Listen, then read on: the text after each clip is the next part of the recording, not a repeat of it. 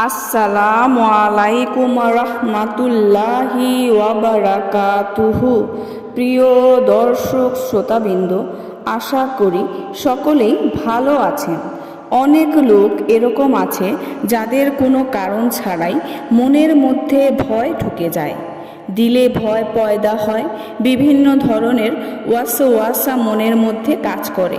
ওয়াসওয়াসা কাপুরুষতা মনের মধ্যে ভয় ভীতি তৈরি করে।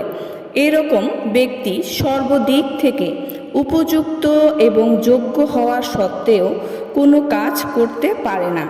পেরেশানি প্রতি কদমে কদমে তার জন্য বাধা হয়ে যায়। অনেক ভয়ভীতি তাকে কারো সাথে কথা বলা এবং কোথাও জমে কাজ করতে বাধা তৈরি করে।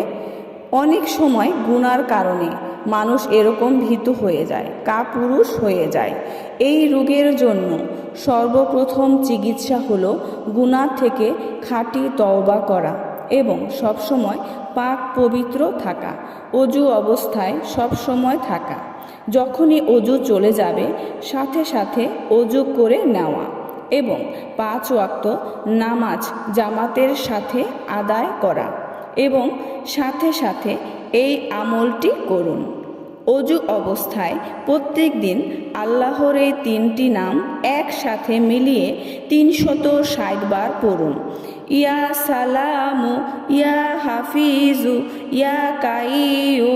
শুরুতে এবং শেষে 11 বার করে দুরুদে ইব্রাহিম পড়ুন। প্রত্যেক দিন এভাবে আমলটি করতে থাকুন। ইনশাআল্লাহ আপনার মন থেকে সর্বপ্রকার ভীরুতা দূর হয়ে যাবে, মনের ভয় ভীতি দূর হয়ে যাবে। সবাই ভালো থাকবেন। আল্লাহ হাফেজ।